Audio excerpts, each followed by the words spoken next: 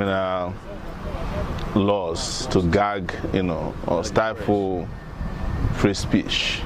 The reason why this case was instituted by Nedowoko in the first place was because we opposed his using the same method to harass an influencer on Instagram known as Jaruma.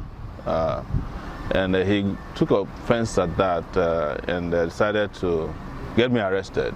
And when I was arrested, I told the police there is no law known to man that says that I cannot assist somebody who's being gagged to get out. And as a result, I refused to write a statement in the police station. I asked them to detain me. They couldn't detain me. They released me eventually. When they couldn't get away with that, they arrested our lawyer, Marshal Abubakar, who works with Femi Falana, and detained him for days before he got out.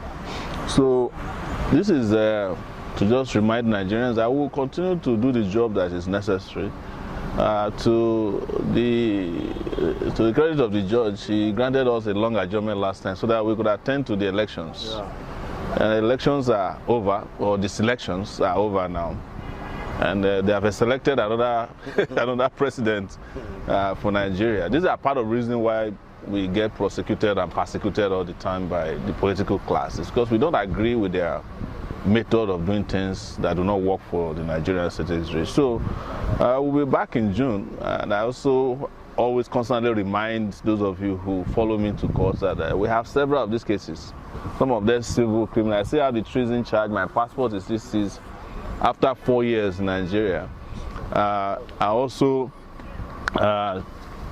just recently been sued by, I think, my 14th lawsuit for libel was instituted by Kayode Fayemi very recently. So the IG of police, former IG, sued me. The Attorney General of the federal government, Malami, I hope outgoing, also sued me. There are several of these lawsuits.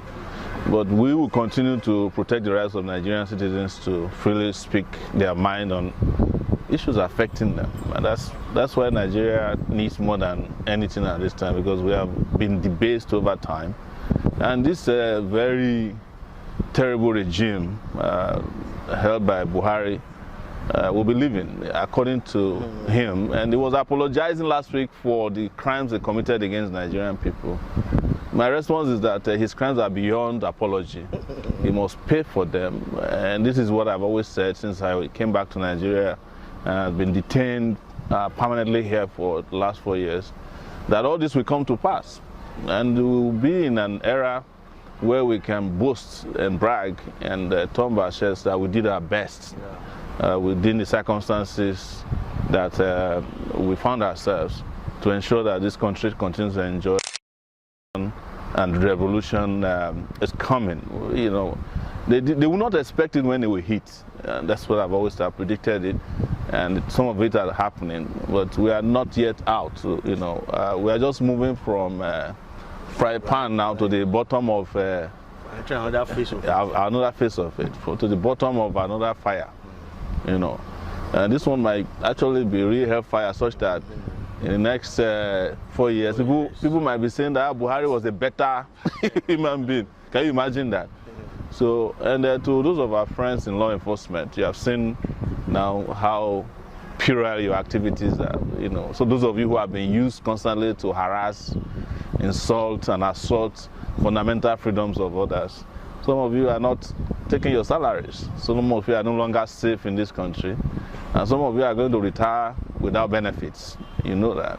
It's just a matter of time. All of you will regret what you did against people like us who are unjustly persecuted. But it's our country, and we have nowhere else to go. I don't have a Guinean passport. I don't have a passport for Sudan or any of this, or Niger, where Buhari said he will run away to. I only have a Nigerian passport, and it's been detained here at the Federal High Court. So guys, thank you once again for following us and for supporting. We will be liberated no matter